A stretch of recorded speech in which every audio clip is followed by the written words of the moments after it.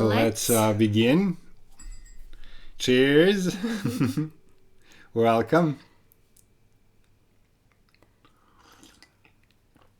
We have some beautiful tea today.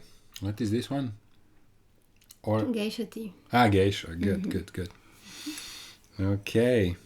So today we are kind of having an open session.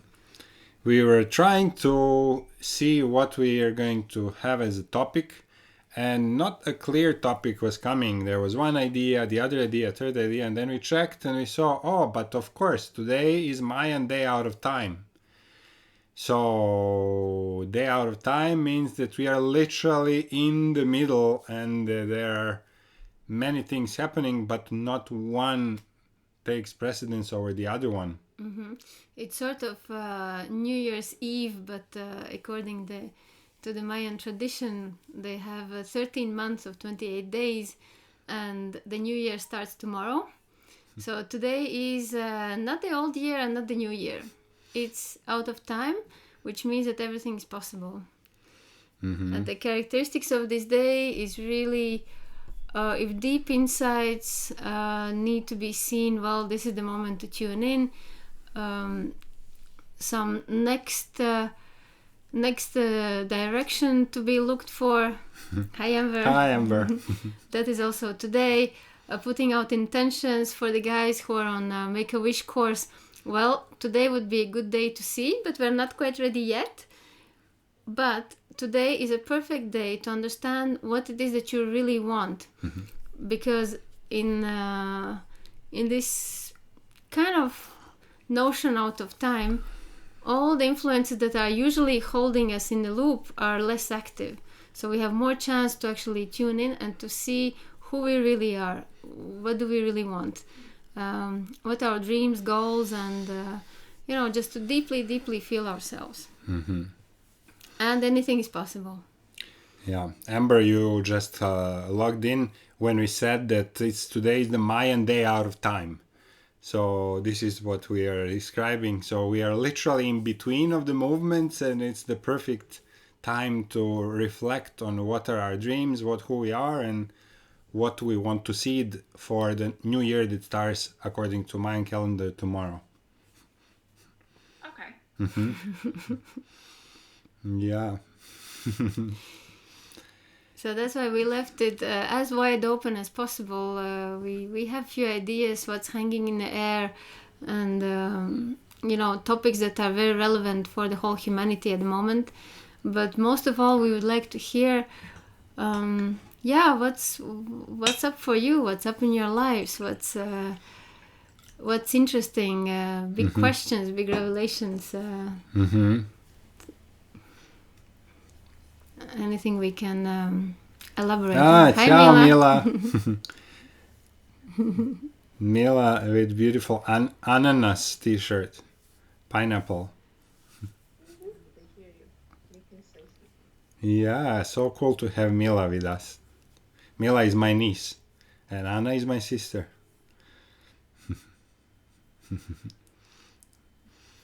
Yeah. Yeah, so maybe we can start if you have questions or reflections of how what happened since last week, what shifted, what moved. Are there any movements in the topic of money from last week? Any revelations on that aspect? Anything? Or how does it feel to be wherever you guys are, in Bali, in Bulgaria? Anything that's coming up? So, yes, Uwe. I have, thank you. Thanks for being here, everybody. It's really cool to be part of this. Just recently, I had some epiphany moments that we were talking about talents and personalities, and this kind of a few of the personalities of the four out of the four, two I could identify easily, and the other two were kind of somehow in the background. But then one of which we identified as a psychic surgeon, and this one was a more tricky one. But I had something revealing happened actually, and because somehow I have this, and it wasn't obvious to me. Like sometimes we do things and we think it's the most normal thing in the world, and everybody does this or has this talent, so to say. That's the One of the characteristics things of is that, talent. yeah, and one of the things I had is I can sense negative energies, and I have this. I have a very sensitive. How can I say? Uh, I'm very sensitive to that, and it happened to me, especially in the past, and I tried to actually suppress that. It happened to me in the past that for instance, when I traveled a lot and I went to a hotel room, that I had this feeling that, oh, there is something going on here.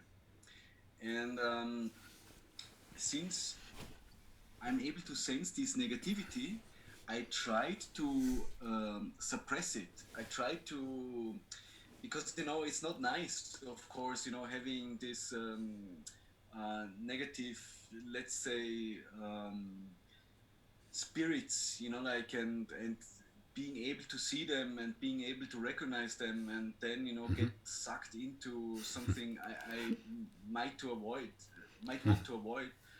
And so this really gave me troubles, and I never thought about that I have this talent to actually see that or to sense it. And so I tried to suppress it over the years, and without even like thinking about it. I thought everybody has this and feels this the same way, of course, which is obviously not the case. And talking to a friend lately, this bubbled to the surface, and then like I had this epiphany moment where I thought, wow, like this is maybe this other personality which is able to sense this. And now, since this bubbled to the surface, I was like, that's actually great to have. It's actually an amazing gift, But now, how to use that, or now how to integrate it into the life, is a completely different story, from all of the other things. And maybe allowing even to have this sense and to develop it further and so on. So I find this really challenging, to be honest. Yes, yes, yes. Great. I don't know whether this makes sense, or Makes this came into my mind, and this is something I want to spit out, so to say. well, makes absolute sense, Ove. Actually, one of the characteristics of the talent that we have, and usually even the best gift that we have, is that we kind of shun it and don't really get it much attention, because we think everybody has that. It's easy. Of course, this is natural. Of course, it's really, I shouldn't even pay attention to that, or even it's bugging me. And usually, if we have a gift that is really able to make a difference, then we actually kind of tend to be triggered by an aspect of it and keep it non-activated. Yeah. So in your case, that sensitivity is of course a gift, and the first step towards learning how to use it is first to kind of admit to yourself and to first understand that you have it, and second, to actually kind of lovingly embrace it. Yeah, because it is there for a reason. So And another suggestion, I think anybody from this screen could relate and say similar things, and actually to hang out with people who Hi, have guys. included that part in their lives, who can sense energies and actually learn from them, because it might be overwhelming when you don't know what to do with it. Yeah. So really speak and exchange with people who can tell you how to channel it more appropriately, and I'm sure many hands can rise to guide you through this. Yeah. Because it's very very necessary actually to keep this thing up, because that's your one of your best guidances as well. From that place, from exactly that place that you mentioned, and Anna, I see your hand, so we'll let you speak right after. uh, that's where you hold actually the great talent to deal with money, the great talent to actually understand business negotiations, and the great talent to actually have a accurate assessment of people, because this is the one where you connect to their pretty much gut to gut. So then when they speak to you, you can kind of say, okay, this is just words, but what I'm feeling from my gut, this is actually what's coming from this particular aspect that you are mentioning. It's more intuitive, more scary, and also it deals with death and dying.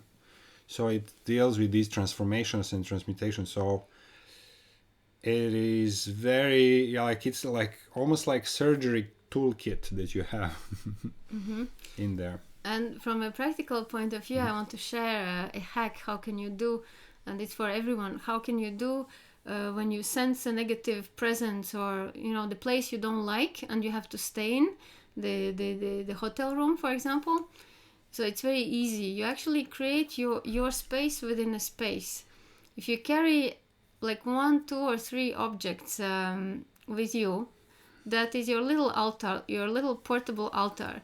Your one crystal or one feather or one picture or something. You cast a field within a field. You open your bubble, so whatever is there in the room will actually not interfere with your energy. So you don't have to accept that energy, and you don't have to cleanse the whole hotel. Might be difficult sometimes, but you open your little bubble within. We for for some time we're actually even traveling with our own sheets, and that is so cool, because then instantly you throw out the sheet, and it becomes yours. And our sheets were very unusual color, so it created very interesting reflections from the housekeepers. And and you can do all these things to really create space for yourself where you feel And at ease. to choose where you want to interact with the energies that are present, and when you want to stay at peace within yourself. You don't have to, that's that sensitivity. You don't have to allow that it always gets permeated by anything that comes your way. So that's why we always build this energetic bubble, so to speak, around us. Like Lisa says, the tea set on the plane. Yes, it's exactly that. When you bring something that's truly yours, like Lisa remembers, great. we're Exactly. always... We have our ceremonial Japanese tea set when we come to the plane with ceremonial Japanese tea. So then we just ask them to give us hot water. We have everything else. That's part of creating that special field, so we don't get interfered with anybody's field on the plane, for example. Yeah. Voila. Yeah. And Anna wanted to add something, right? I saw your hand up.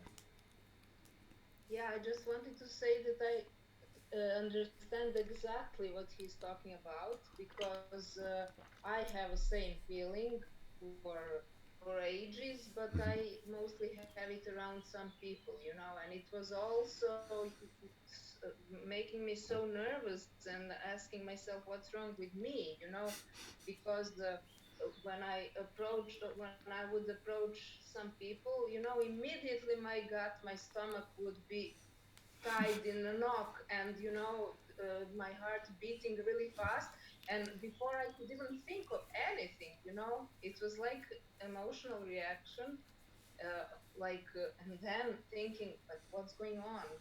What, where, where to look? Especially I remember in Mila's school when she was little, and I get overwhelmed with it, and then I look who's there, and it takes a few minutes to realize what was in fact, who was the trigger, and I Yeah. really used to think there was something wrong with me, and I also think from recently that maybe it could be in fact a gift that I should appreciate, just to and Yeah. also not sure what to do. Is that my lesson to really stay calm, even, and and what to do with it. I'm also not sure, or just avoid altogether those kind of people that are triggering so Yeah. much. Okay, so really great timing because we just had now up last 3 days Yeah, we have here a visit exactly. of a group of friends, well, two friends of ours, out of which one is studying shamanism with Quero tribe in Latin America, and these are the Quechua language speaking tribe, and they have amazingly simplified theory of energetic bodies. So the way that they see it really simplifies how it works. So you can And it pretty much, works, and it and it works. works. So pretty much you have your physical body, and then you have your etheric, like energy ball. An energy ball goes like for as long as you can stretch your hands. So imagine all around your whole body. So like above your head and about half a meter below your feet and all around. So it's like the energy ball. So you can imagine when you're coming close to someone within the range of 2 meters from each other, your bodies, energetic bodies, start to overlap. So pretty much they call Your this house. energy ball my house. So your house and the house of another person kind of start merging. So you start being in the same house. And that's where somebody's mess in the house enters into your house that might be very nicely arranged. And you start receiving a mess in your house. So, first of all, you can, if you start visualizing like that, you will understand that if you're sensitive to your house, this means that this is obviously a gift. So one way is to run away from people who have messy houses, but of course much more practical way is to treat this house so that it kind of like a balloon is, elastic, so it doesn't receive the other energy in but keeps it outside. And then when you go farther, then it kind of stretches out. And this is really by putting the command of the wall of your house, and pretty much you are plugged again by that Caro tradition. You are plugged to the energy above, which is the father energy, father universe. You are plugged to the energy below, which is mother Pachamama, mother earth. And from them, you just kind of, from this universal energy above, you allow the shower of energy to come around and make this fortifying and clearing energy that goes completely through you and through your house. And then you can create the crust that is like the end of the balloon that will not allow anything else in. Or you just keep showering yourself with the energy of the Father Sky, Father Universe, while speaking to this person. And through your feet, you allow whatever is impurity to be given as a gift to the Mother Earth.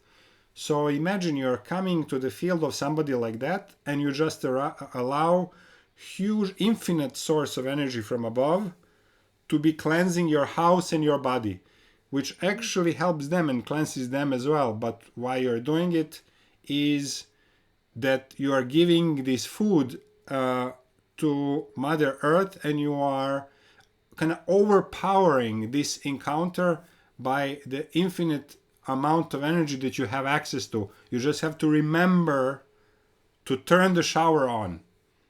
To visualize this, turn on the shower and let it go through you.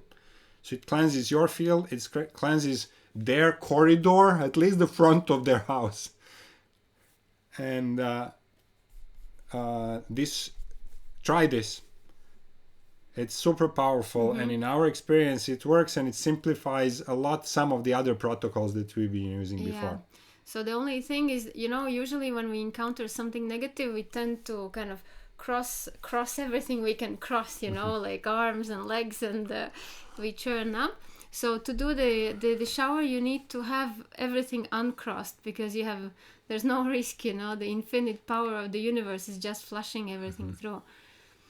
So try to use it. It actually works. Yeah, if you're standing, you imagine that your that energy that you're feeding, so it comes from outside, from above. It goes through your physical body, through your energetic bubble or a house, and then through your feet, it is given as a gift to the Mother Earth. If you're sitting, then it goes not just through the feet, but through every surface of your body that is in contact with where you're sitting.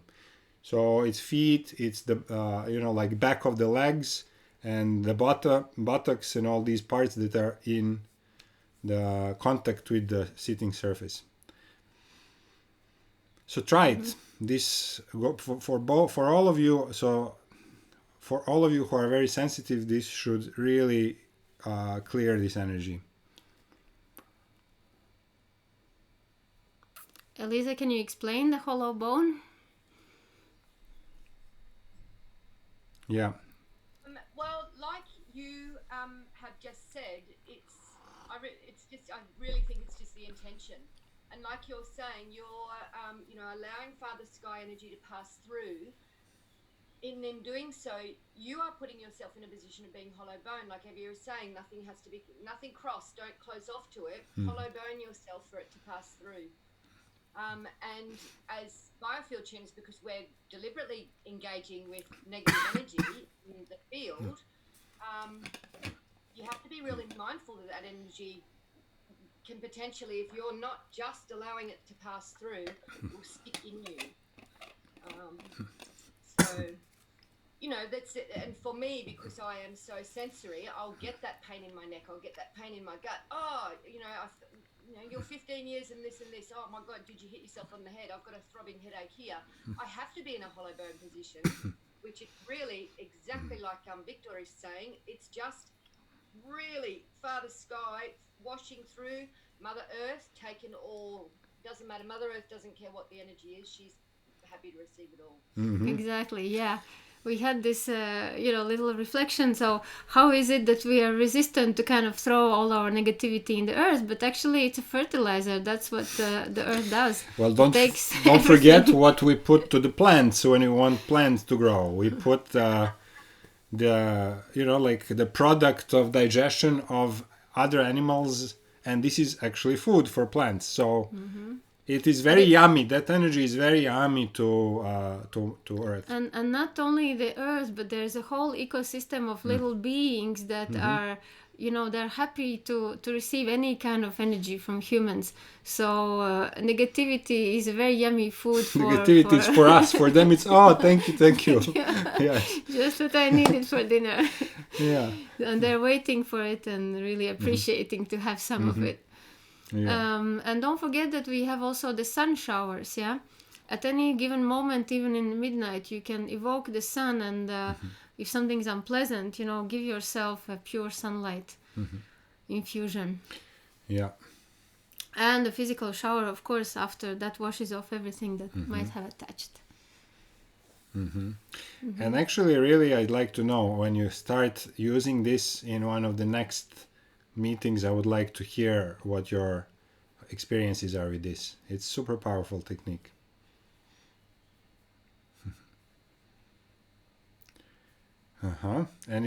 Any other? What's next? Some other questions? What has been going on for you guys? For you guys that joined a little late, we have just opened this session for any sort of questions and answers, and we said that it's Mayan day out of time, so it's a very specific day where it's neutral day to kind of start and plant the seed for anything new. Amber, and then David after. Can you hear me? Yes, Amber. Okay. I have a question because I am every single day so hungry, and this has been going on for a long time. And I just was wondering if I should change my diet or if that has anything to do with me possibly being ungrounded, because every night when I sleep, I do major lucid dreaming every single night, and I don't try to, but then a lot of times as well, it's also out-of-body experiences. So I'm wondering if it's a diet thing or if it's possibly being ungrounded from that. I don't know what your thoughts might be. Well, Yeah. I'll let you So- start, and I'll just take our So measuring device. you check like what kind of hunger it is. You know, when you have done energetic work and you have really spent energy elsewhere than in the body, it feels like this cosmic hunger. You could eat a bear. You know, it's a cosmic hunger that you need to eat something and you know, heavy or bread or this. Yeah. If it's a hunger for, you know, taste, then it's a human, like it's normal, like a habit, hunger or compensating for emotions. But if it's this hollow hunger that you feel that you are empty and you need to fill yourself, that is actually grounding indeed. So sometimes after huge energetic work, we feel like, okay, now we could eat. You know, we could eat everything there is, but of course it doesn't go very far. But what the body is craving is something that's heavy to lower the vibrations. So it craves bread, butter, cheese, or something like this. It's not particularly healthy, but what can ground is, for example, black tea. Coffee has its little other side effects, but the black tea can ground you straight away. To some extent, bread, but you know, wholesome bread, that also grounds you. And then you have to actually find a reliable technique to ground your subtle energies into your body, because this difference between the subtle bodies not being in a physical body, when they come back, the physical body feels empty. We have shared this technique to actually reconnect and realign all of your energy bodies. I will include that link again to the video that we made, which is really good to do before kind of, you know, dealing with eating from the outside. Another thing that might be the case is that you could be very high in the vibration, and that the environment and people with whom you are dealing with are actually kind of pushing you to equalize the frequency with them. And then we eat sometimes something heavier than we otherwise would. We kind of crave some sort of maybe even unhealthy things like pastry or breads and things like that. We have noticed that, you know, when we had, for example, when we have a session with somebody who is in Denser. dense and kind of quite involved with like the matrix forces and stuff like that, literally for them to even be able to connect and call us, and that the connection doesn't break all the time, we really need to kind of lower down our frequency in order to kind of have a session, and then we go back up. So it's almost like, imagine that this is like a scuba diving. So, you know, like you are light, but then you have to put this extra weight to get to those people with whom you might be interacting. And I did a little channeling when Evia was starting to answer. It seems that in your world, what is happening is that you are reorienting all of the inner values right now. So there's almost like a little bit of inner revolution that is happening. This is kind of what I'm feeling on my side. So that inner revolution means like kind of rearranging really basics of what is truly important, and all the values could be at the moment of collapsing in order for the new ones to come to the surface. Mm-hmm. So if that's the case, it means that you have this inner huge transformation going on. Mm-hmm. And you are opening yourself up to the higher version of your abilities. Mm-hmm. So but in general, that goes for everyone. Mm-hmm. if you really need to have some get the toolkit of what's your best possible grounding trick, what's your best possible creating a space within a space trick, what's the essential element of your altar that can go anywhere with you, what's your best connection hack. So get those essentials kind of in one place for you, and simplify them to the point that you always know what to do in any kind of situation. What to do if you have a negative energy attack, like which technique you would use, like quickly. If that doesn't work, then what's the next one that you can try? So really develop your own toolkit that's available all the time. I'm actually thinking, we were asked to do this after Freedom Fest. Maybe we can come up with some emergency energetic kit that we can share with you guys. The simplest possible. And that anybody can use in any energetic situation to begin with. And then you can start making something more sophisticated if you need. But like something that covers basics, like protecting yourself from other fields, like aligning frequencies, so that you are not compelled to do that from the outside with food and things like that. Would that be helpful for you guys, or you would prefer to do it yourselves? Yeah, we can give our emergency toolkit will come from a space that it's simple, but because we have done so much complicated before, that we have simplified it to what the essentials that work. And we had such a great teaching and fun with that Caro shaman. He's Italian, so he kind of explained it in a very European ways, but in full. I think he's a full incarnation of something Peruvian shaman, but in a little Italian body. And he said, those shamans they're up at 5,000 meters altitude, their techniques are so simple, so obvious, so overlooked, but just because they work, they don't have time for something that's too complicated, and plus it doesn't work. So we go with the same philosophy that whatever we use, it needs to work. They don't have time to kind of have fun with it. They have to do it so that their plants grow. Otherwise, they don't have what to eat. So, yeah.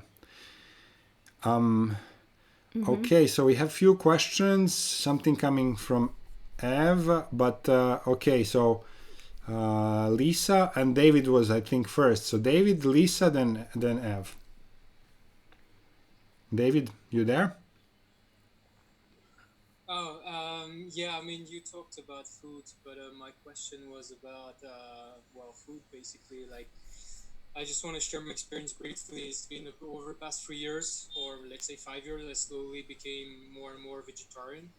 It's just been less than a year now, but I'm really fully vegetarian, vegan, depending on the times.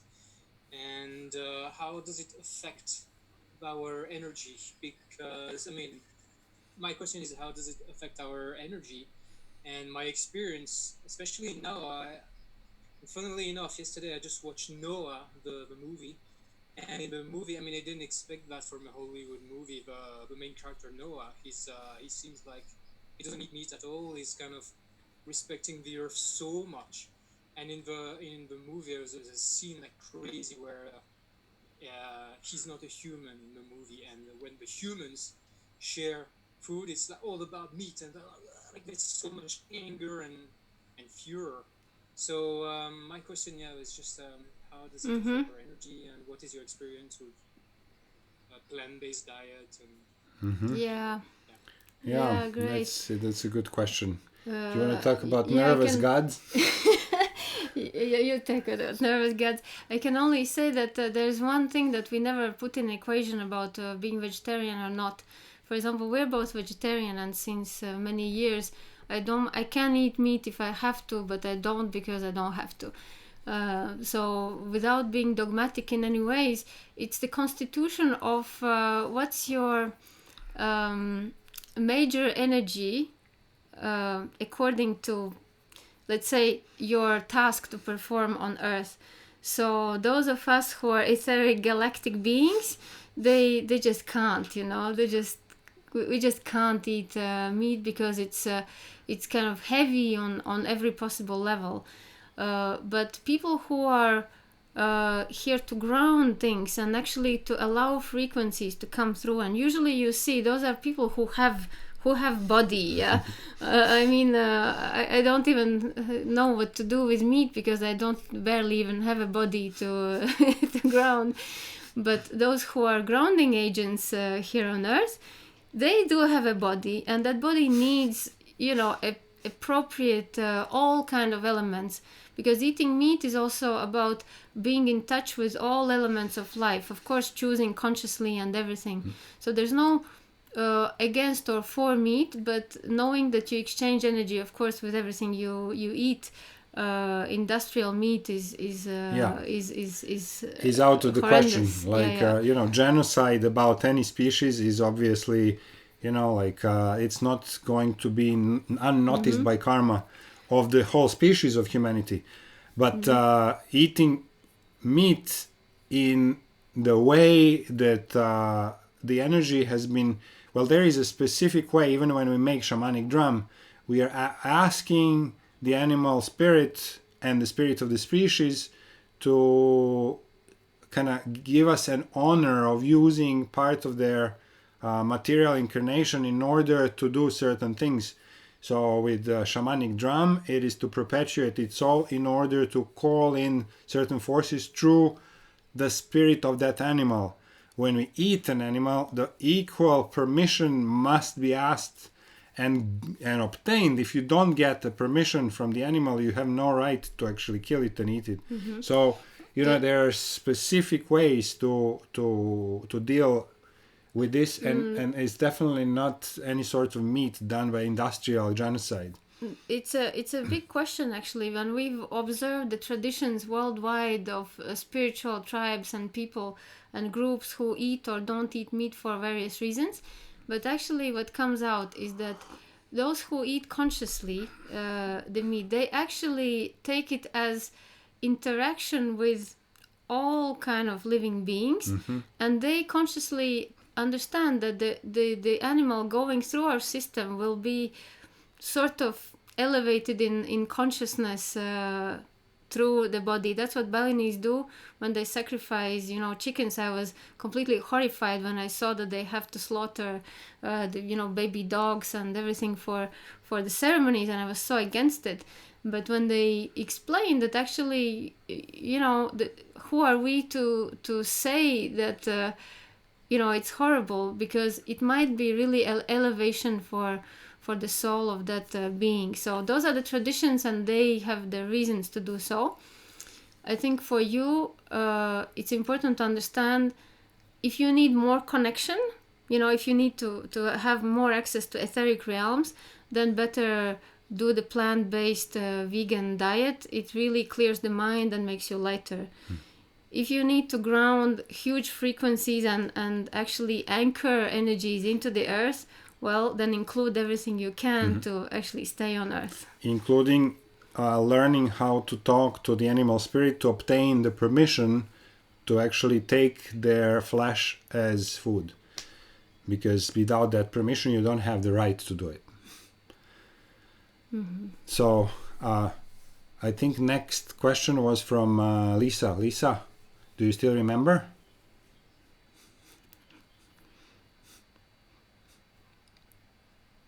Oh, we don't hear you, Lisa. Now. Okay, good. Now it's good. Beautifully answered to that question. That was lovely to hear. And that's exactly how I feel it as well. It's when I am actually not eating fasting, I'll eat cheese or nuts, and that just smashes me. Well, it like goes, your body goes down into the earth. It's amazing to feel that physical sensation of, you know, we can speak about it etherically and energetically, and it's such a physical thing. It's cool. But my question, okay, so my story.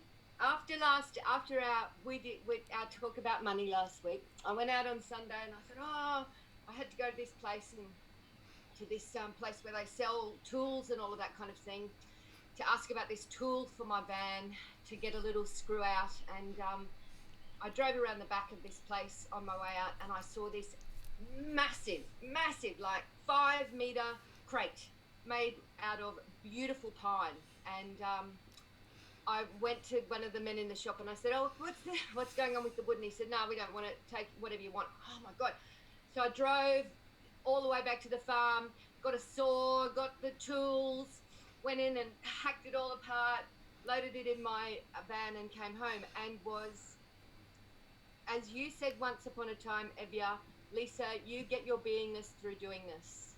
Like, I want to be a beer. I want to be able to sit and stare and do. But you're right. I get my beingness through doing this. So this week has been doing, motivation, doing with the van. And I was speaking to Amber today, and I can't remember what I said. She said, "How are you going?" And I said, "Oh, is it clarity or is it distraction?" So working on the van, is it like this clarity of doingness and therefore beingness, or am I distracting myself from something else? Am I just filling in time? But during this week, as I've been doing and being, and I finished my bed, Sylvia, it's all finished. It's beautiful. Awesome. There has been this flip in me because I have been engaging with my usual alternative media sources, and there has been this flip, and I tried to explain it to Amber, and it's like a despondency, so many years ago in Australia we had a terrible Prime Minister, and I really believed that the population in Australia would vote this person out of office, and they didn't. I lost faith in my fellow human beings. It's like, oh my God. So this week it feels a little bit like that. It's like, I really am going to be in the center of a very swirly washing machine where, I don't know, biblical predictive programming that says families will be split. This is a very, very serious splitty event that, people are saying astrologically, you're in a washing machine, there's lots of stuff going on and on. So sitting in that space where it's like, well, if you don't want to be a part of it, don't tune into it. And it's like, well, that's absolutely number one. Just turn it off. Don't peek through and see what's going on out there. But I do. So question is, despondency in a space of overall doingness joy, and whether planetary wise, like you're saying with May and New Year, and it's like, can you just tell me, I guess what I'm going to say is the shit going to hit the fan even more, and my fellow human beings they're not going to step up. They're not going to just say, no, I don't consent. Am I going to be the last man standing, and is it going to be in my van with a half-made friggin' bed that I didn't get a chance to before I had to drive for the hills in my state of doing this? Lisa, you're not the last man standing. Remember that boat? You wanted a big boat. First of all, you are a woman. And David spoke about Noah. Okay, so we're all on your boat. We'll be all standing there together.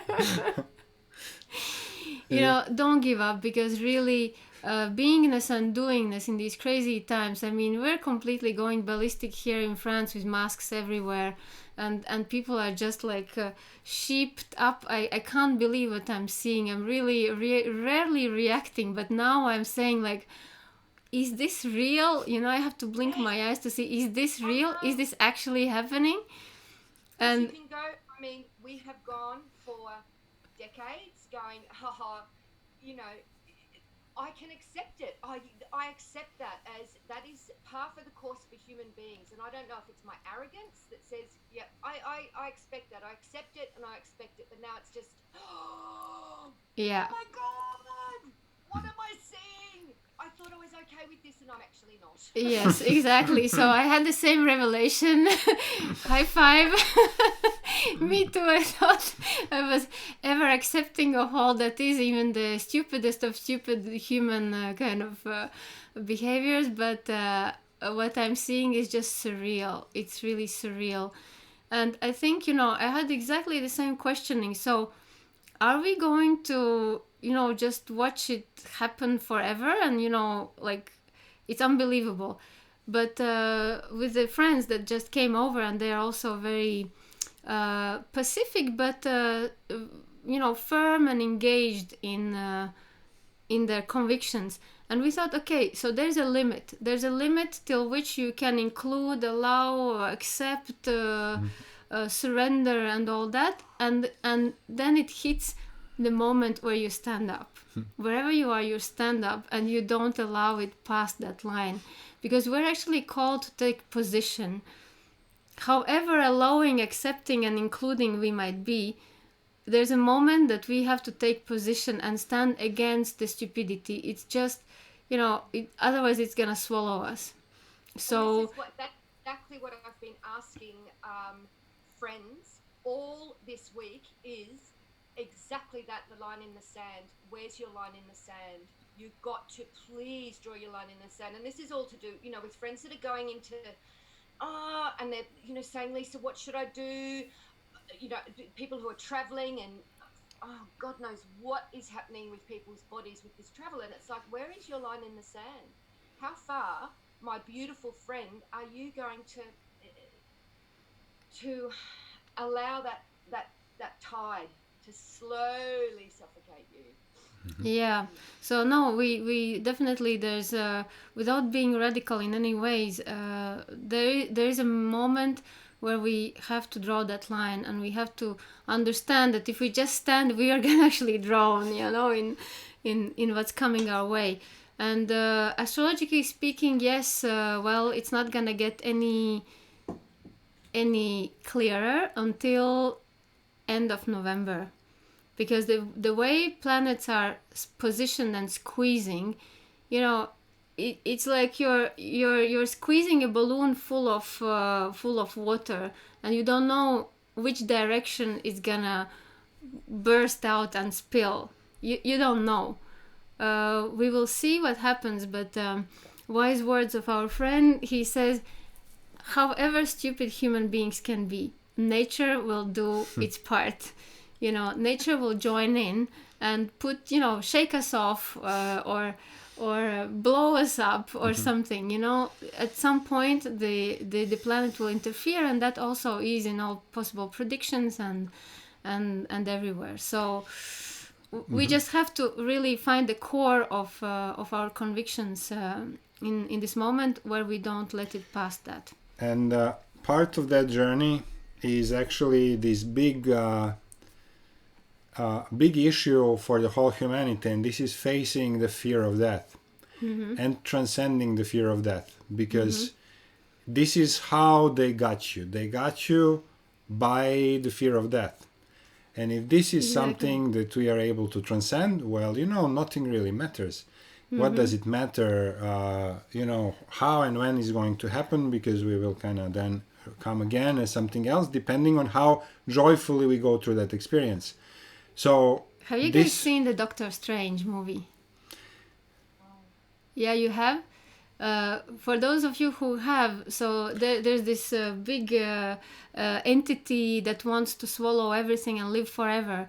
Well, you remember, it feeds on people's fear of death to stay eternal, Anyway, yeah, this is exactly, I had it in my shamanic journeys. It's really, it's the biggest topic for humanity, is the fear of death, and this is ultimately why nobody is actually daring to speak up and things like that. So this is the big topic to deal with. That's kind of real place of stepping up to the higher level. And actually, instead of, I have radically changed my mind. Instead of teaching people elevating consciousness, actually, we should teach people all about death.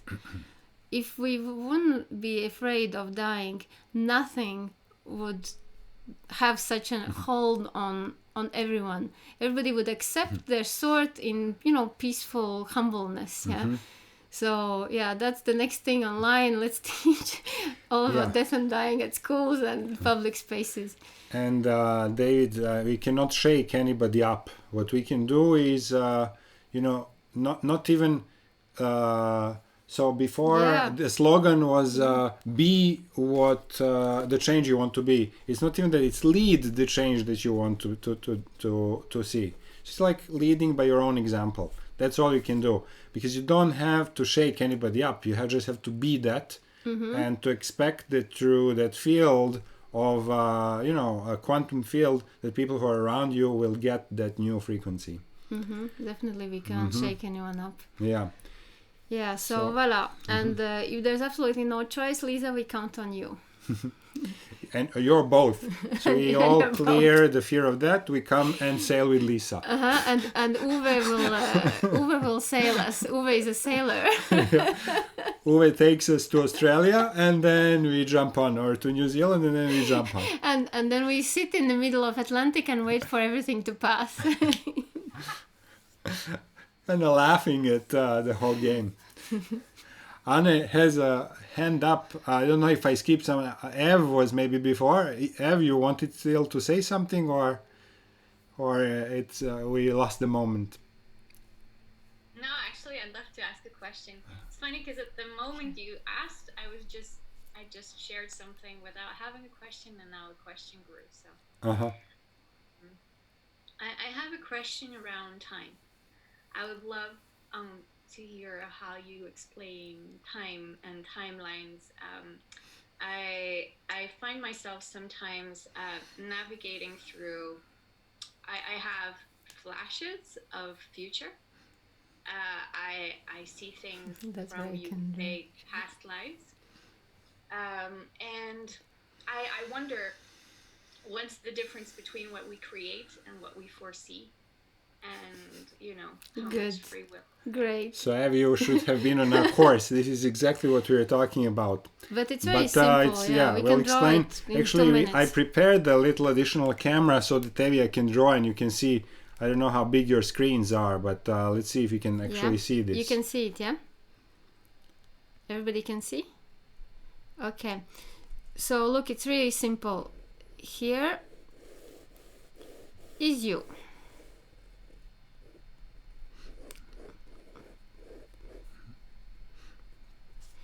Here is you standing in the moment of now. Your current timeline is here is you with all your beliefs, understandings of this particular moment.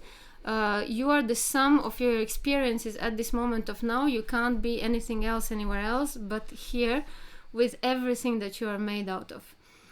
So if you continue like this and you don't change anything, you don't add, you don't take away, you don't evolve, so you have a predictable timeline that's multiplying you with the same set of elements in something that we call time.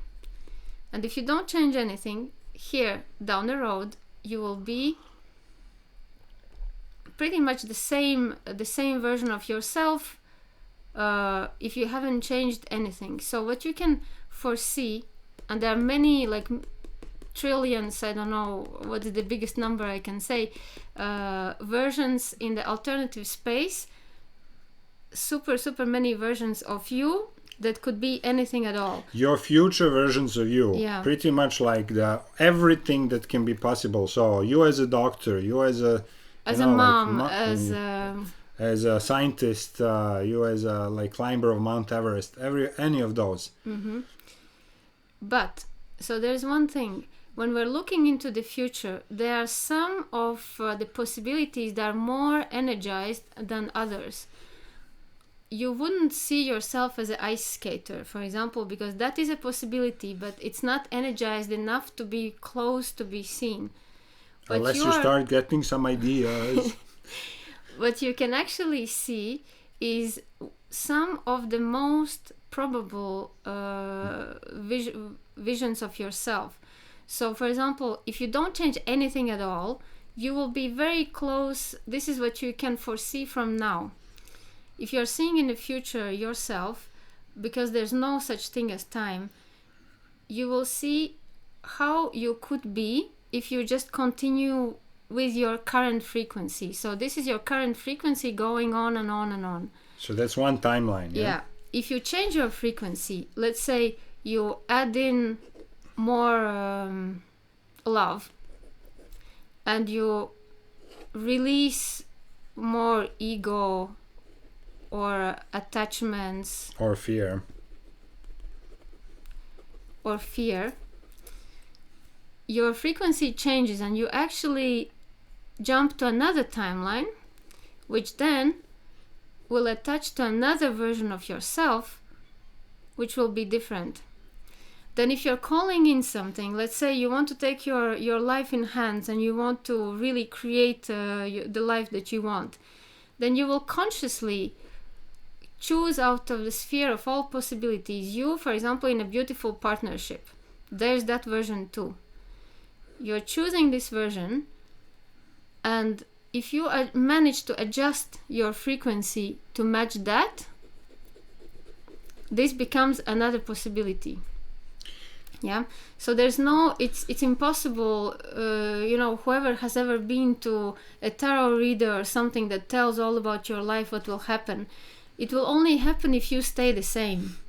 If you evolve even a tiny bit in your consciousness, your frequency changes, and accordingly timelines merge, jump, evolve from one to the other.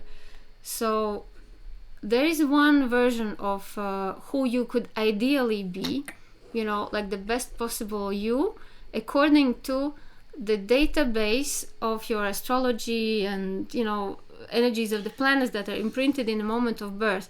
They say, okay, if you live with no interferences, well, this is what you can be in the best of the world. Not even just this. All of these astrology things are just possibilities, but they can be increasingly more powerful depending on these all same parameters on the higher level. So you become even better leader, you become even better psychic reader or whatever it is that is in your stars. So it really literally depends on these frequencies, like from low to higher to divine. So from the survival to the service to the complete surrender. So this is like the range. So complete surrender is divine frequency, service is heart frequency, and survival is fear frequency of just material, and all in between. So in a way, if you understand what could you be in the best of the worlds, and start actively kind of calling that in, that will propel you on the timeline from wherever you are. Let's say you're here, that will propel you from this timeline onto the next one, onto the next one, and next one, and next one, till you actually reach it. So this is the difference between what you can be if you are lived by life with a set of ingredients that you have, or you consciously choose. So the time doesn't have anything to do in this equation, because all of those versions exist at the same time. And the past lives that you're seeing are other versions of who you could have been, that have been energized at some point. And of course, for the sake of convenience, we think of past lives as, past or something that has happened. But actually, they're all happening simultaneously. And I had a very unusual example where I actually saw how it works. A woman drops unconscious in front of her gate out of the blue, in Switzerland. And she doesn't understand what happened. And since then, like, her really all cognitive capacities were damaged. But when I tuned in, I understood that at that same moment, in some Atlantean version of herself, she had blown up a huge energetic something, you know, that completely threw her off balance. So you see, like, all of the timelines are converging through the moment of now. Your Egyptian lifetime, your Lemurian, your galactic, your everything. There's no other thing than moment of now. That's why it's so important to understand this notion of moment of now, because as much as you manage to be present here, you can access or correct any of other timelines. Yet they're all happening simultaneously, and I have countless proofs of when we change something in this life, actually the end result of past lives change. It propagates to all of the past lives that we had. So pretty much when we do the healing, we scan the timelines of past lives and the future potentials, and then we find where is the easiest point to actually change this particular question that we are talking about, and we transmute it into the easiest of the timelines, and it propagates backwards and forwards because it's all parallel. It never was actually anything but parallel happening at the same time. So it's everything is a huge moment of now, but for our minds to be able to grasp it, we kind of line it up. And as our Damanurian friends say, we have been subject to time for the sake of taking a slow-mo and actually being able to see what is the delay of action and reaction, how that comes about. Because if with our current consciousness what we thought would materialize, I'll let you imagine how many mistakes and horrors would there happen. So it's almost like a safety precaution measure. Yeah. So time is very convenient so that you have time to understand how life works, but in a very, very slow mode. And of course, the higher the vibration, the higher the adepthood, the less you are actually subject to the laws of time. You can do things faster, instantaneous, in the future and in the past. Just read the last chapter of the book Alchemist, and it will become clear what I'm talking about. Paulo Coelho. So that's why when we read a child's horoscope and we see, okay, he can be a great leader, we're speaking about something that he could be here. But actually, to get here, well, there's a whole journey of elevating the state of consciousness of the, whatever the childhood wounds were, up to that state, and which is pretty much dealing with obstacles and clearing them out. So everything is a potential until there's a determined action to materialize it and embody it. Voila. So it was a great question, actually. Great that you gave us the opportunity to explain this, because it's not really an obvious concept. Yeah, thank you. I like. It's still abstract to me. There's still aspects like I can see, like, now through the course that I'm doing, which is very much about creating inner safety, and the vibration of safety growing. It actually has had almost of a weird opposite effect of a lot of memories, like really dark memories, coming through. And so I was curious about that. Is it like, it seems to be past things that are passing, that I can see, that I can witness, but it's very dark.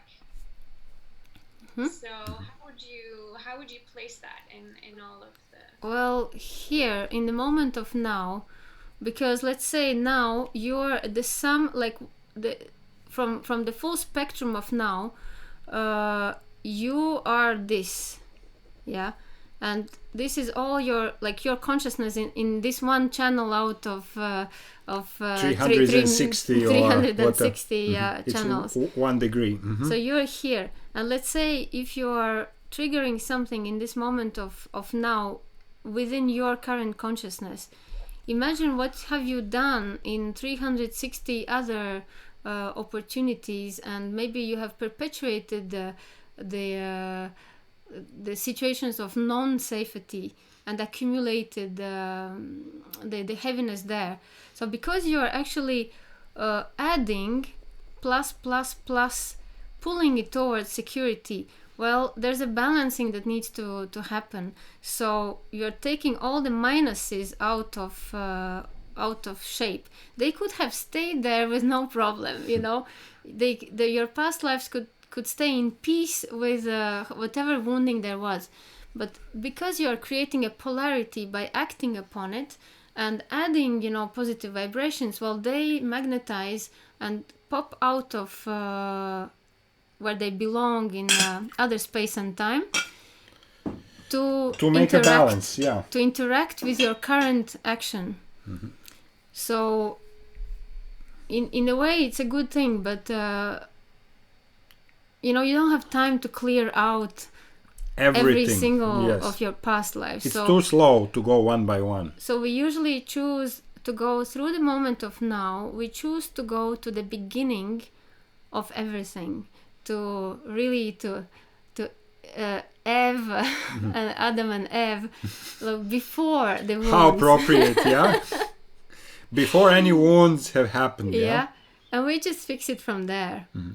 Otherwise, it's a never-ending, you know, balancing out between the lifetimes and your global amount of light and dark that you have accumulated through those moments. So going back to the basics, you know, and we worked on the source code, actually closes that circle altogether. Mm-hmm. Yeah. Well, it's a little bit large concept, but still, if you have to take one thing from here, is that the moment of now has the power to access any dimension, any corner of your soul's expression and being. And using the free will, you can change, correct, adjust anything, any emotion, any concept that you have, because it has come up to your consciousness. You have unleashed, imagine that you have unleashed the millions of versions of yourself, and you're waiting who will come up with the idea that I need to surrender, you know. And when one does, bing, it lights up everybody else, every other version of yourself on every other timeline, every other lifetime. And they all get the bing effect. And the higher self, everybody's lifetime, you know, changes. And higher self that doesn't have is not allowed to mess with your free will, is at least sending you the signals of joy and say, oh, okay, feel the joy in that direction, please go there towards this direction, this is where we want. But I'm not supposed to interfere, but at least I can give you a little bit of joy that kind of your soul is guiding you. Where is that right way?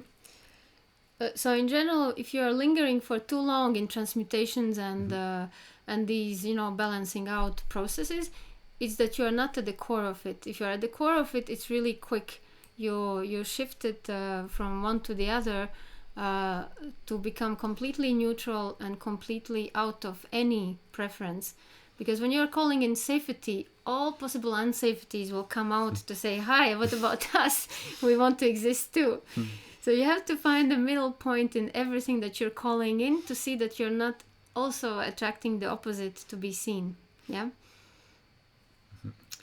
So ultimately we'll be all nice and relaxed and accepting the way the life is as consciousness streams flowing through us in a perpetual movement without attachment, preference or opinion about it. But while we're not there, at least we can give it a thought to choose the middle way whenever possible. Voila. Does that make it any clearer? Or no, you have even more confusion? But I have so many questions that I'm going to leave the space to others. But yeah, thank you so much. Well, if you guys want to expand on this, we can totally do a tea on that. Write another session on timelines as well, because now we have a session on death, and this is obviously very important, and now we're going to do another one on timelines as well.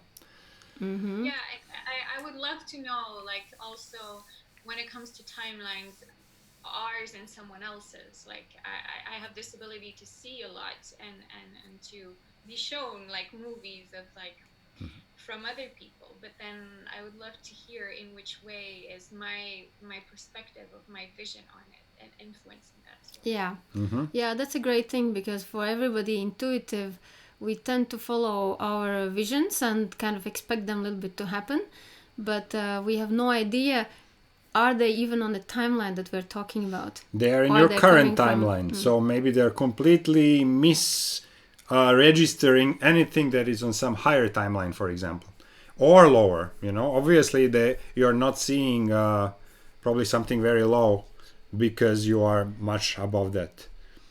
What do you want to see? More? A little bit before. Uh-huh. Okay.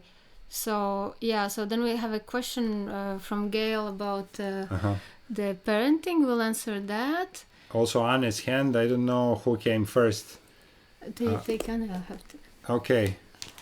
So Anne, you go first, and then we go to Gail's question about parenting.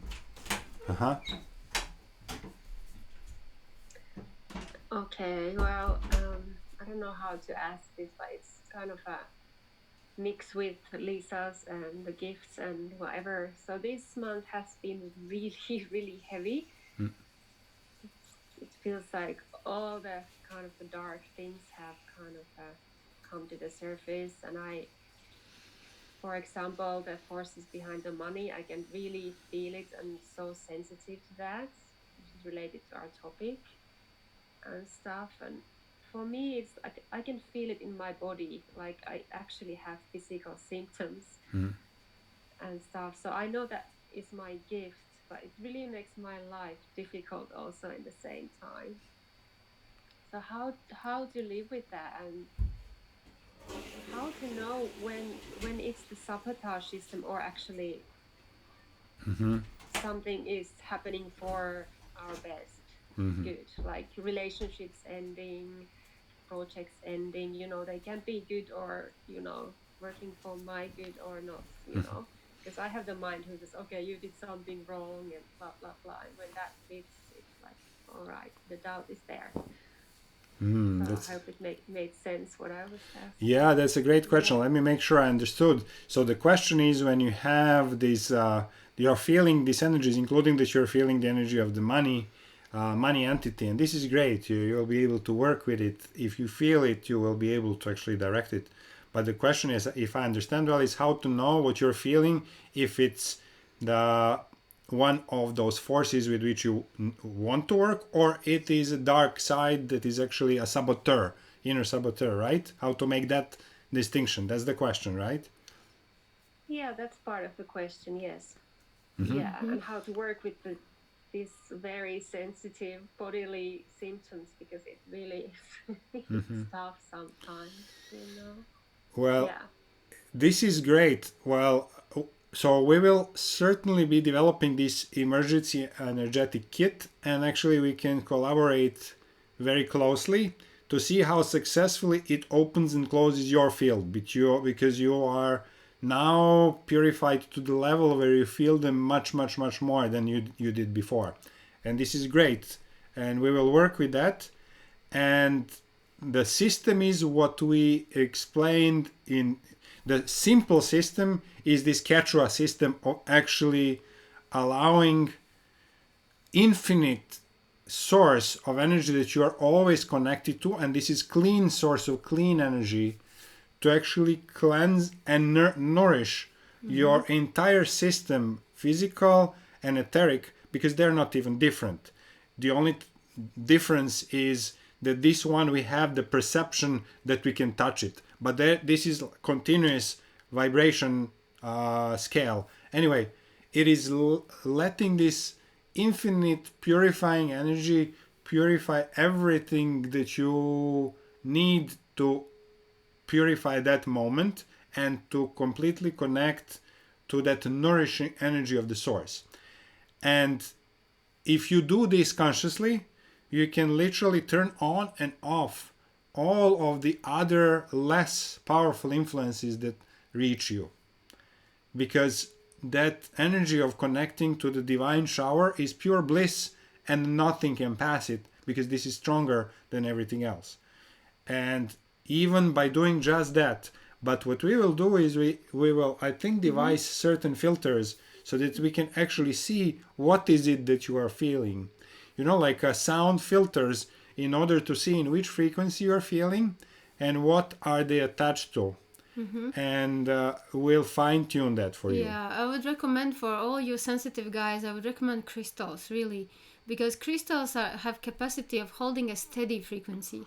We are navigating up and down constantly. We're fluctuating like a radio this station, and that, it gets turned up and down. Yeah. But constantly, we don't even have one constant vibration. We're like this, like a electrocardiogram.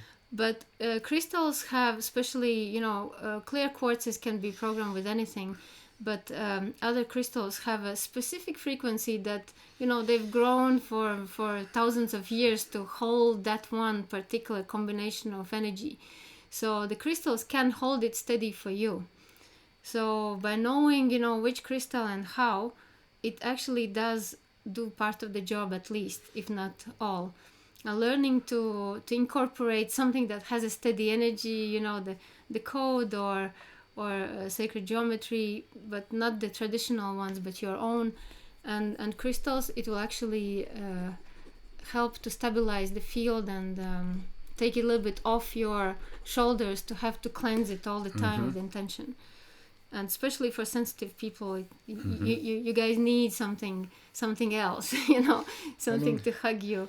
Help is there, and this is really until you need it. Later on, you will so embody the frequency of that crystal that you can just call it out of your intention. But before it's stabilized, then you can just use it. It's a tool. It's there. It's there to help.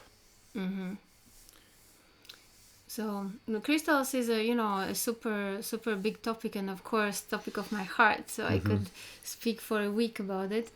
But eventually, if you're interested, also throw in a question, and we will just dedicate. I just wrote codes in crystals. This is crystals. One great. We are actually now gathering the next topics, and which is also topics for our. These topics are standing out for our further research. So yeah, this is great. So we'll pleasure. do it together. So then we have a question from Gail, and now I have to go to the bathroom. Relating to parenting and how it shapes the attachment style of an adult. How to raise a healthy... That's such a great question. Healthy child. Yeah. Well, I've half raised 2 kids. Half because they're still, under 18. And... there are many things that I would do completely different from this perspective, although I was given all the clues also while parenting, while having the babies and young kids. But if there's one thing that I now understand, that if I had to raise a child, I would choose an environment that it's so, safe and free, that the child can play for the first 7 years of their life. They have no limits. Really a little bit, jungle style, but that was my vision before having kids. I thought, my children will live on the beach and play with the shells. That's what I was seeing, and row in a boat to meet other children. So that was my idea, but it came from somewhere. Of course, it was not possible. I had this romantic idea when I saw kids in Fiji playing freely, with each other. But nevertheless, the emotional component in that, what makes kids into healthy and stable and emotionally responsible adults, is that they have received enough of freedom, play, and attention from parents. So this, what I'm going to say, goes against every possible book on earth written about parenting. But yes, do sleep with your kids till they don't need you anymore. Yes, do take him in laps, give hugs, and allow them to be around and do everything with you. Take them everywhere with you. They will never be codependent in their life if they get enough of emotional field from parents. It only takes 7 years to establish the basis for whole life. And if in those first years they are free to play and go to sleep when they feel like sleeping, eat when they feel like eating, they are such intelligent beings, though they will not be broken into robots. They will be actually able to follow their heart and body since day one, and they will know what to do. Kids are super intelligent. They will not fall off the cliff if you don't yell at them. If you don't scare them into being afraid of getting hurt, their body is so intelligent. It will never, I have never seen a baby throw themselves head first down the stairs. It doesn't happen. They know to turn around and kind of go backwards. The life is infinitely intelligent, and how it flows through kids when they are not traumatized and projected with our fears, it's amazing. So the best thing you can do for your kids that you have or you will have or whatever is to don't project your fears on them. Don't project your rules, your frames, your mentality, your beliefs. Let them free. Let the life shape them till the age, the age of 7 when we start school. It's for a reason. Their subconscious is so open that anything that they receive for the first 7 years will be there forever. And I would just add movie Captain Fantastic. If you're ever interested in that topic, movie Captain Fantastic talks about that. And whoever is interested, I can connect you with amazing couple of friends that I have who raised 3 kids. The oldest one is 21 now. They have two more, 1 boy, 2 girls, and they have unschooled all 3 of them and actually raised them outside of the school system. The guy is now writing his own book. He's completely making his own businesses, and he's super successful. So they had the courage to do it. So if you would like to connect, send us a message on the group and I will connect you. Their names are Bjorn and Bri. They lived in Bali for a while. Now they're back to US. Mm-hmm. So voila, that's what makes them independent and free. Mm-hmm. We then Anna, but I had Ev's question about fairies first. Mm-hmm. So we don't skip that one. Okay. Which are very related to kids, know, because the children, they are so connected between the worlds. They have no veils. They actually see the fairies, and my own daughter was making little fairy houses, and she could exactly say where they are, and she could say what they are. And then, at some point, other information takes over, and they stop. She said, "Oh, Mom, I don't see them anymore." Well, because she has tuned out of that frequency. But if you want to see or perceive the fairies, you have to attune to that frequency. So Ev, you said you wanted to see a fairy and you saw a butterfly. So if you have seen the movie Maleficent Part 2, well, check it out. Maleficent Part 2, you will see how fairies look like with and without the magical eyes. So every flower, every how to say, the butterfly and things that we perceive as flowers or little insects, this is in their world. These are the transmitters that go straight into that world. So if you could put the magical glasses on and tune to that frequency, you can first sense, feel, and eventually with a little bit of adjusting perception, you can start perceiving more of like the energy, like sparks, like colors, for example. But it's a little bit of training because we are so not used to that focal length where they reside that we can't readily see them. And we are so used to using just our 5 senses and not use another 50 that we have that are more subtle, because we are blinded by this, huge shouting of our eyes. So the first thing to start seeing them is closing the eyes and actually attuning the more subtle aspects of us.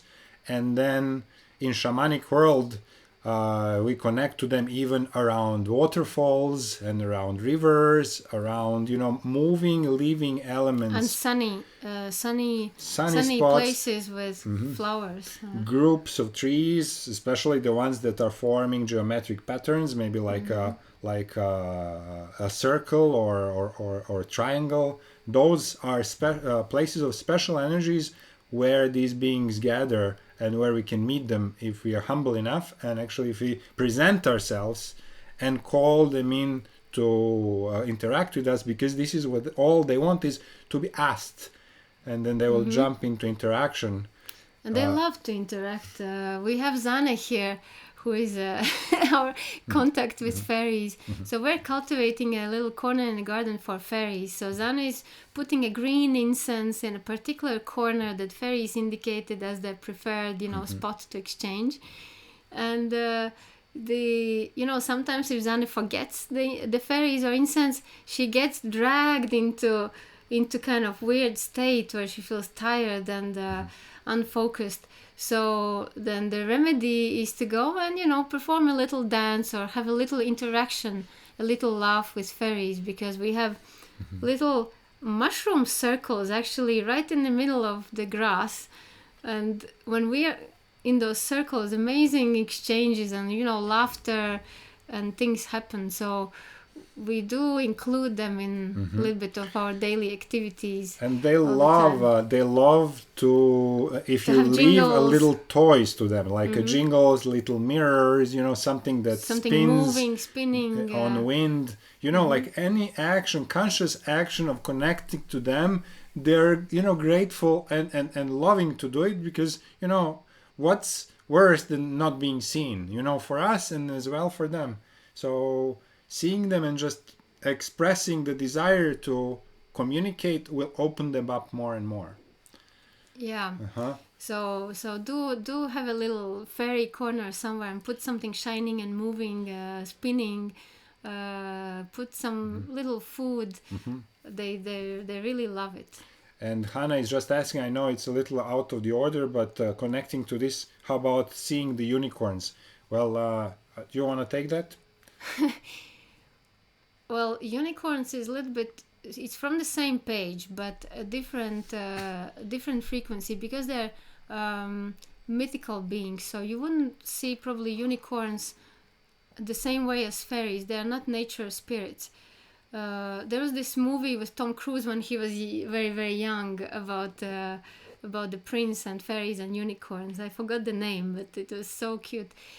And unicorns are actually the interdimensional beings that travel through time and through dimensions.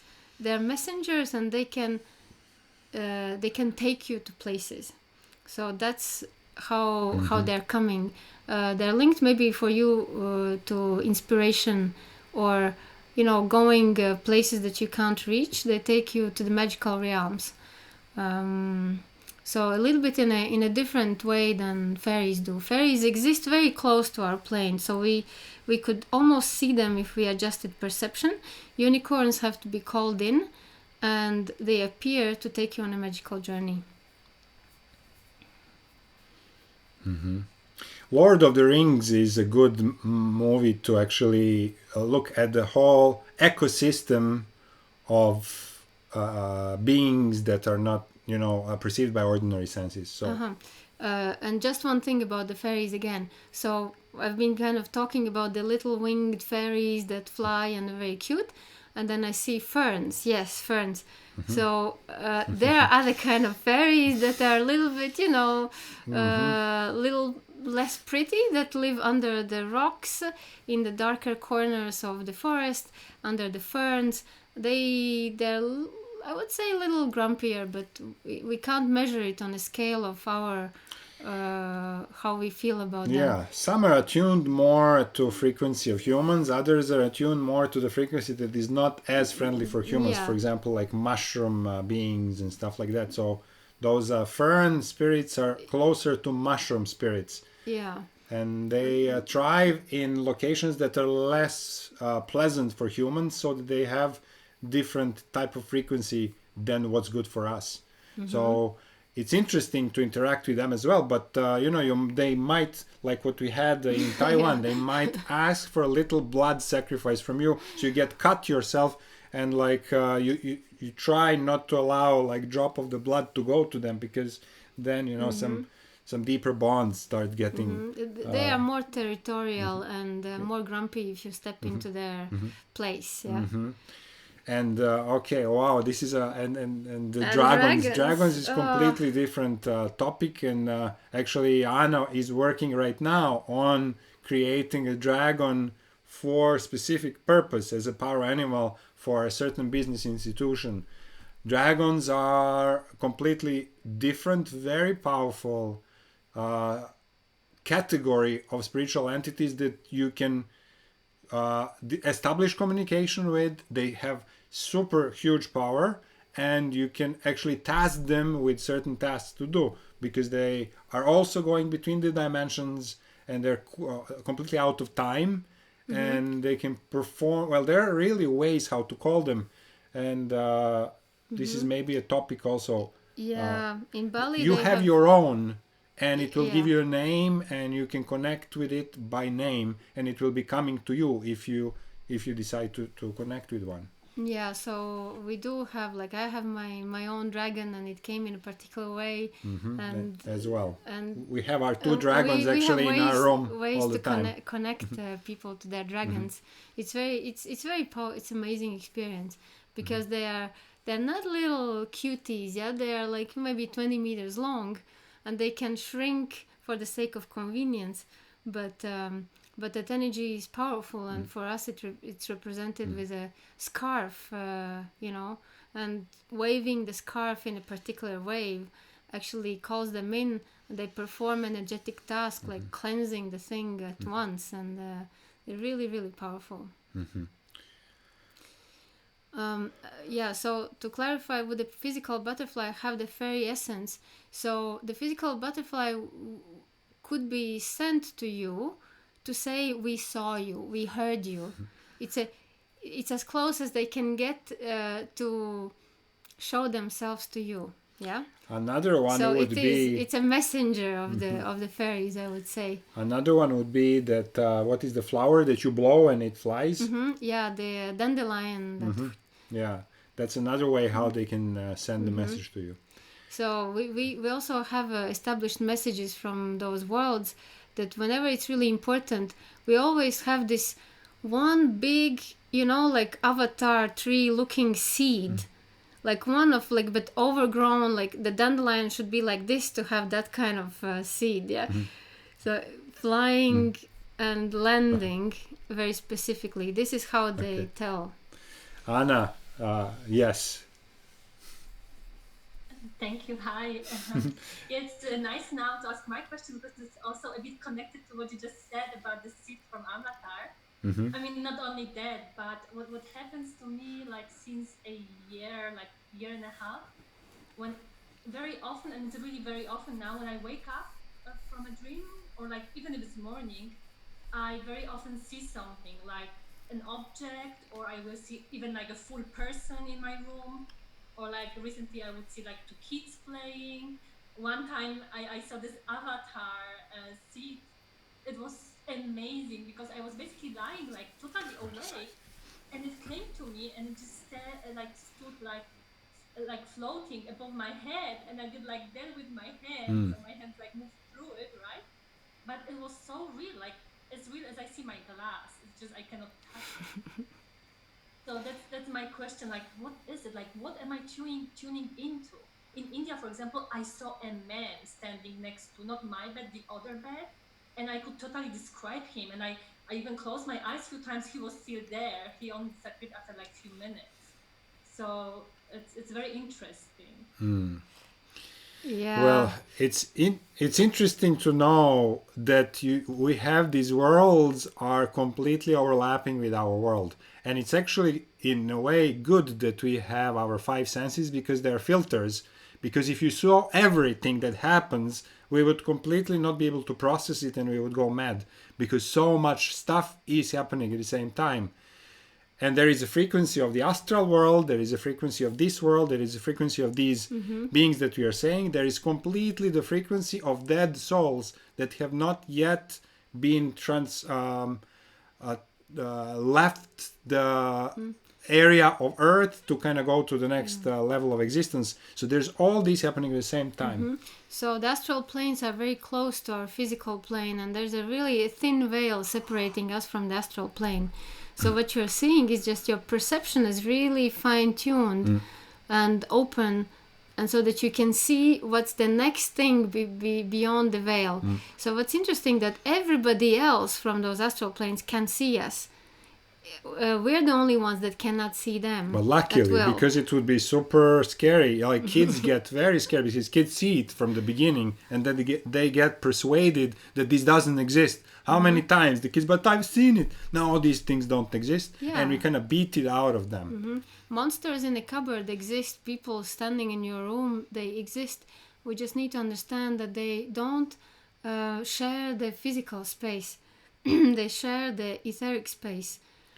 If you have seen the series Original Angel, the Netflix series where, you know, the things were happening at the same time in the same location, but two different lives were intersecting in the same physical location. But also Sixth Sense, and many movies talk about that, including Doctor Strange. So the good thing would be to learn how to switch it on and off at will. So the on mode where you can see everything, and the off mode where you're just, you know, on this side of the veil, and like... That's always the problem. The problem is they're coming and you don't know what to do, and they're uninvited, and, you know, then there is you have to deal with it. So literally it's mastering the doors, mastering your radio station, how to tune in and out of that frequency. Thank you. Wonderful. So then what have we skipped here? Thai. So how to get rid of parents' patterns and self-sabotage behavior? Yes, Thai. This is amazing question. Of course. We all hold this, of course, because we were under the care of our parents for the first 7 years, like Evia said. And if they didn't let you play, sleep when you want, eat what you want, when you want. They were our old world. So we had nothing outside of these two people. They were our entire world, whatever level of consciousness they had. And they always had, almost always, the best intentions. But what they brought is the stuff that now we have to deal with. And yeah. So we would say it's, from one side, it seemed to us a never-ending journey of transmuting the parents. But from the other side, I think we have reached the point where we understood the core of it. Yes. The core of what is the part of the parents in ourselves. And the, you know, usual way to see the parents, we identify them as something outside of ourselves, but the ultimate release happens when you understand how are you the combination of your parents' silent and non-spoken frustrations with each other, because that is what actually have created you, and that's what replays and replays and replays, and we think it's ours. Yeah, we think it's ours, we think it's us, but most of the time we're just perpetuating our mother's unfulfilled dreams, but not the ones she spoke about, but the ones that her husband didn't fulfill. So we're kind of carrying it on. But not only the mothers, if you are a woman, you're also being efficient or inefficient in life according to how, well, depending on how efficient or inefficient was your dad and how he stood up for his projects and his ambitions and how well he saw your mom. So it's not a 2-minute topic, of course. It's very vast, and there's a specific angle to look at it. But it's one of the most powerful things that we can release from ourselves and hugely empower our frequency. So that's literally one of the main things for healing, is to finally release this and the other one is the inner saboteur. So these two things are kind of number one things to release, and then to go further. So this could be maybe, well, we thought that this is maybe a topic for the tea, but then we thought maybe 2 hours is not really enough to address it fully. But we can try. We can try to bring it in. It will be triggering for some of you because it will actually touch these things that are very sensitive inside, and you will kind of maybe freak out a little because we freak out when we get pointed this to ourselves, and we kind of, this is the last thing that we want to see. Because the last thing we want to be is our mom. And when you see that you are actually your mom, you're like, no way, leave me alone. I've done it. It's no way. Get out. And especially I've done all the work with my parents. I don't need to do this. I mean, you should see my face when I thought that I have done everything and I saw I'm still my mom 100%. You know, it's But there's a way. There's a way. There's a way. Yeah, Anna, you wanted to add. Just very quickly, it was so interesting for me recently to notice because I had like this resistance towards my mom, and I didn't know why. And then recently I noticed that basically I'm like rejecting the parts of her that remind me of the parts of me that my father rejected in me when I was a kid. Because we're so similar to my mom, like our energy is so similar. Exactly. But the only thing is it goes the other way around. You are actually enacting what your father had rejected in your mom. So this is what you are kind of reenacting yourself. So what he rejected in your mom, now you feel as yours. So what first came is his rejection of your mom because she was there before you. And then you came in line to actually reenact the same thing. But it's really until we say enough. When we seriously understand it, own it, say enough and transmute it, then it's done, it's gone. But you have to feel this super unpleasantness for real in order to actually touch it. Otherwise, if we don't feel it, we haven't touched it, so we don't have the handle by which to take it out of our body. If we have a handle, if we felt and it feels awful, but at least we have felt it, and we say, okay, I own it, it's mine, I understand. And then we have how to release it. So that's how the release goes. Yeah, because actually what comes after that, when you have consciously unplugged that overlay, because you're not just your mom and dad, but your physical actions in the world are 100% your mom and dad, replaying over and over and over again their inner kind of conflict and struggle. But it actually interferes with what you are supposed to do, with your own aspirations, and they seem to sabotage. Like, you have a great idea and you're completely unable to act on it because your father actually was a weak man and he didn't act upon his things in life. So you are dragging on your father's incapacity to act, and you're thinking like, where's my willpower, where's my and because you don't feel like you would be weak or you would lack willpower, but still there's this because your masculine is mapped to your dad, and you would do how your dad would do things from his perspective, and there's no way around it until it's unmapped and unhooked, and then you can it stops. Actually be yourself. And if you can't do things, at least it's you that can't do things. And it's really, really interesting. I mean, there are these whole things that we think we love something our whole life. Yeah, it's like, and then we say, my God, this was my mother's. She really liked it. It has nothing to do with me. So it's strange. It's a little bit. Did it take me like 50 years? How long it took me to actually understand this? Yeah. But anyway, it's good. Better than actually understanding when you are getting out of your body at the deathbed and saying, "Oh my God, I have never been myself." Now it's still sooner than then. Yeah.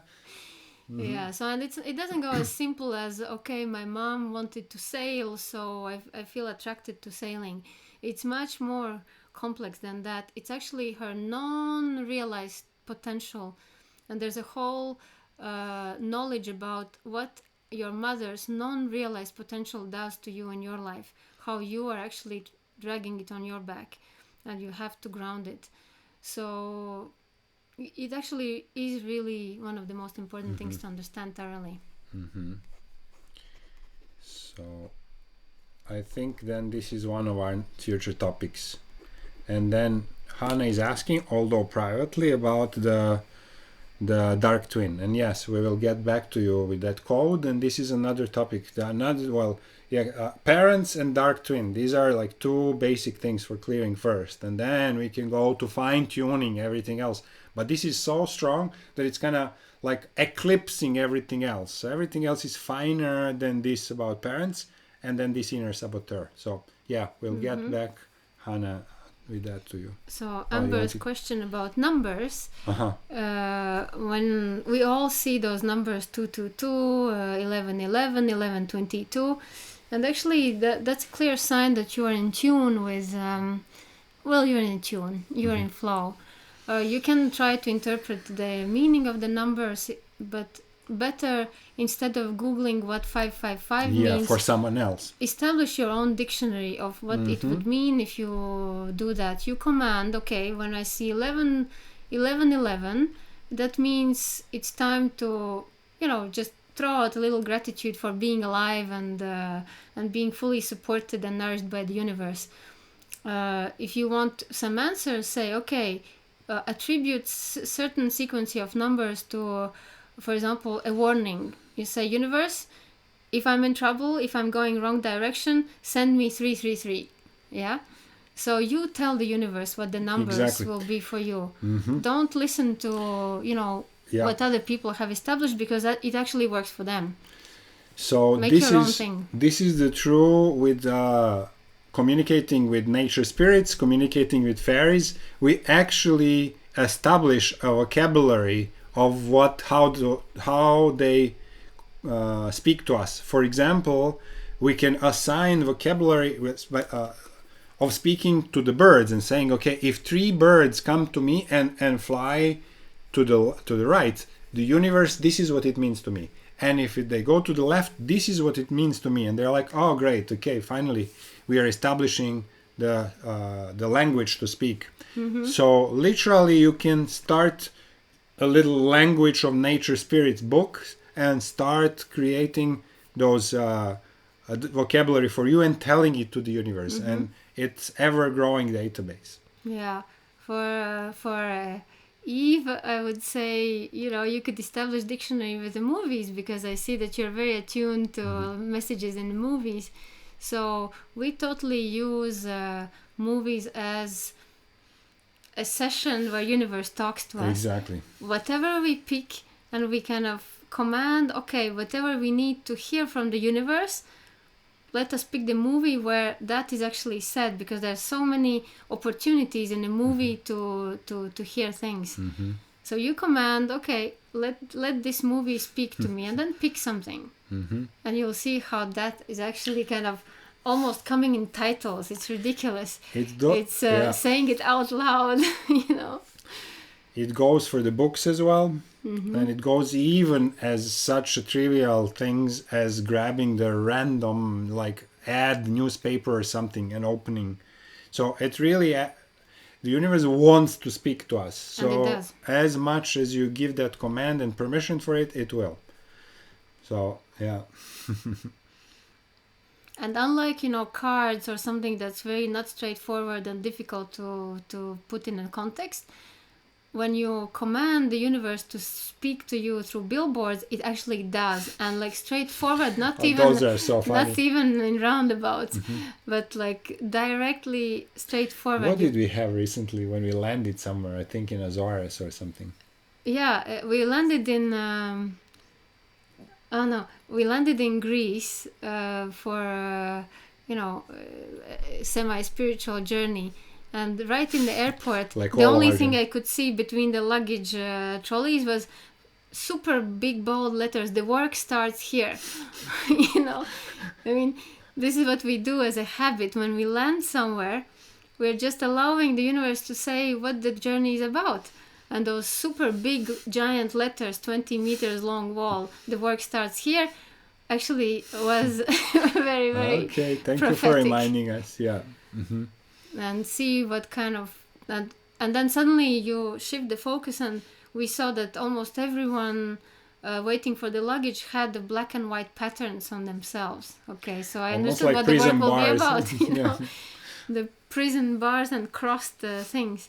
And when we left, everybody had flowery patterns. You know, so that it means work has been accomplished. So like that. Uwe is Commanding.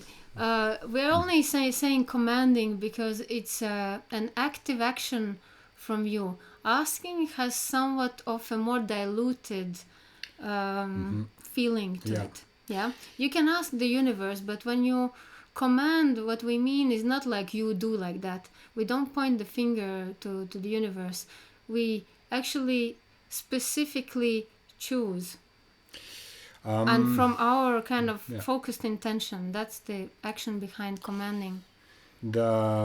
Actually the philosophy behind that is, we are covering this on our course, is that real creation and real interaction between us and universe happens when you embody the creator frequency. The creator frequency means is that you understand that you co-create with the universe, and you have been actually created so that you, through your, so you are, so to say, hands of God.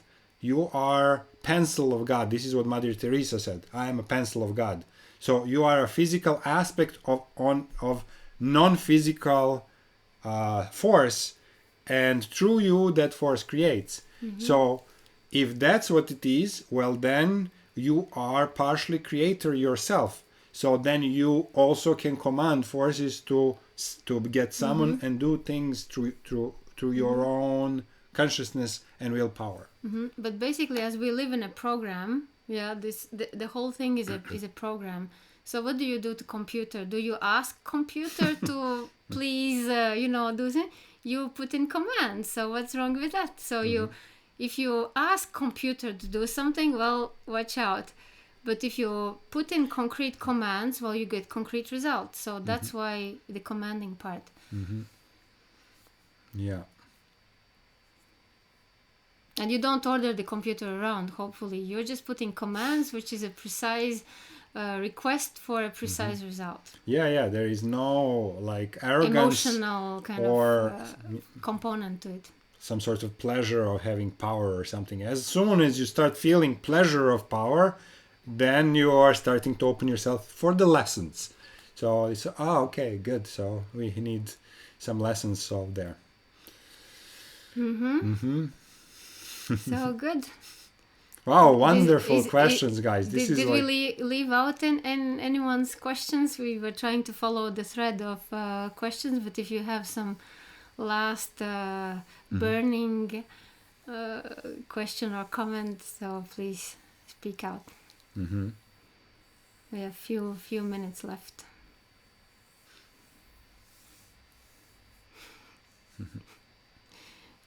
No, this is Anna. Mine. Anna says mine. Mine what? You want to say something? And gravity and time, Anna. Anna, was it question about how to change... why humans are going mad? No? What was your question, Anna? Say it. Well, it was about the spiritual path of humankind at this point. What do you think? But this is clear. We actually said it. It is to transcend the fear of death and actually get to the next level of frequency. And obviously all of these powers are freaking out because they see how close we are, and they're trying like crazy, like all this like media manipulation, all this crazy smokes and mirrors has been deployed. There is nothing that is not deployed now to keep the humanity from stepping out of these old ways of being disempowered and kind of cheaply selling your energy and giving out your energy to whoever is now in power. So like there's all out consciousness war going on, and our task is to smile at it and say, great, well, we will still transcend and we will still go to the next level, and this is not going to work. So it's very clear. It's no longer possible to put everyone back in the bag. So that line is crossed. So we will do like Lisa will stand all together, behind our line that we will not give up in any ways. If we have to die for it, well, we'll come back later in different form. But if we really embody and stand our ground with conviction of we have reached a point in consciousness where we have to save it somehow, this is a point of no return. And there's this what we said already, that American military, they have a timeline viewing lens sort of machine where they can see every possible timeline. They have developed like a really machine. It's not even psychic.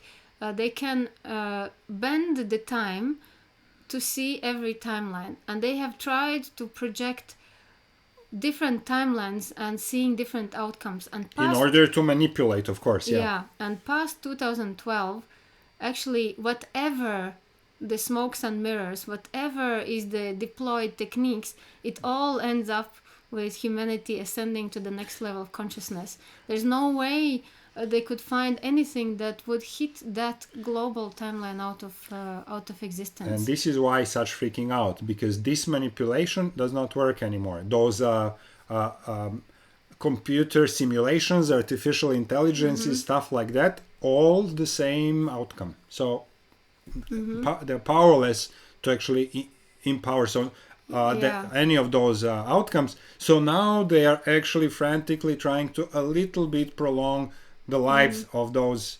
unaligned possibilities. So it's unstoppable. Yeah, it's literally unstoppable. So we just need to really understand. And this day out of time actually is for this purpose. It's the day where you can the most feel your essence and what do you really stand for and where's your line in the sand. And do a meditation, use it for that, and see what your non-negotiables are. Lisa. Next level. Sorry? So next level of consciousness. Of course. In short, the spiritual path now. Yeah, it's unstoppable. It's rolling out. So Anne said gravity and time, and then Lisa has a question. Anne, gravity and time. It's not I think a this is not thing. going to fit in a few minutes. Yeah. But time we have covered a little bit with these timelines. This is the most useful thing. Time is actually, we have fascinating lessons about the time from the Manurians because they have studied it in very depth. It's absolutely fascinating. And they do time travel, so they know what they're talking about. Or you can also watch Doctor Strange. And this actually explains both gravity and time. Because none of it really, there are ways out of it, both of it. And Lisa, you had a question? Yeah, and it's about with Uwe, who said, I can't ask the universe, I can't command the universe. I've got to ask. It's right throughout, and there's been a lot of information passing from you guys tonight, that with the single command of the universe, as opposed to, okay, so you were saying with the power of the crystals, that you become so adept with the crystal, you just think the crystal and that crystal energy, you use that energy. So my question is about that. Is there a magic number for is there a magic number of like, okay, so if I do that 3 times, as opposed to the one command, because once you've typed into your computer and hit enter, that's gone, as long as there is the strength of the intention behind that command without being a power-hungry megalomaniac wielding burning whips on on the universe to get what you want. So is there a magic number that I'm wanting to embody the power of my green calcite, that 3 months I must carry that, or 3 commands that I say that? Yeah, great, Lisa. Exactly. So, There's so much information that you've given, and it's like, okay, oh, well, is that something that I practice, or is that something that I can just really ceremoniously do on 3 occasions or on 1 occasion? yeah. So the power of three, of course. When you just throw out a word or a thought in the universe, of course it will not. Luckily, it's not taking it too seriously, because otherwise, you would get everything that you think of. Um, when you say 2 times, universe is kind of somebody's speaking, and when you say 3 times, it's a command. Yeah. So of course, if we have a very sharp focus, we can do it once, command and done. But usually we're also swimming among the million of thoughts that we have, so we can't focus enough in one time, even for ourselves, to understand what we want. So the power of 3, and if you still need more convincing yourself, it's about convincing yourself. You can do 3 times 3. So you go for these 3, or 3 times 3, or then 9 times 9. Yeah, that is the repetition. 108, it's another thing, from Mala thing. It's another mathematics, but go by 3s, and you will see. For example, sometimes when we do shamanic rituals, we go 3 times clockwise, but we feel it's not complete yet. 3 times anti-clockwise, and so for 3 times. Yeah. So the idea is, the first time you are saying the command, it's actually equally powerful than anything else that you're saying. Second time, you're confirming the command. Third time, you're committing to the command. So then there's no way back. After the second time, there's still a way back. After the third time, there is no way back, and without influencing your karma. So you're being very serious. And if you're not, the universe is, and it's taking you seriously. Yeah, you can't really by mistake say something 3 times in a row. So it actually registers when you do that. And in a Muslim world, you know how they can divorce? By 3 times saying, I divorce you. So they have to say it 3 times out loud, and it's actually valid. Yeah. But as for the crystals, you don't have to wear it for 3 months. You have to wear it till you imbue with the frequency and understand what's the feeling to be with the green calcite. And once you got that feeling, you save it in your data bank of frequencies, and then you just snap it on. You say, okay, green calcite on, like a shield. Yeah. Yeah. Well, there you go, guys. A little. Wow, a lot of beautiful questions and reminders, and actually ideas for our next teas. So thank you for showing up. And let's see, Ty, what did you say? I forgot. Yeah. Why today? It was about, this is today's... because we couldn't find a topic. Because there was not meant to be a topic. Because today is the day out of time. It's the day out of time based on the Mayan calendar. Yeah. Yeah. Yes. Okay, dear ones. Okay, so use this day or whatever left from this day for you, with these indications that anything new, anything deep, profound, seeding, it's today. Use it to however you can. Yeah. Yes. Thank you for coming. Thank you. So lovely to see you every Saturday. Really warms our hearts. And well, have a beautiful day, Sunday. And lots of love to you guys. Hopefully see you for more fun in a week. Thank you, guys. Bye.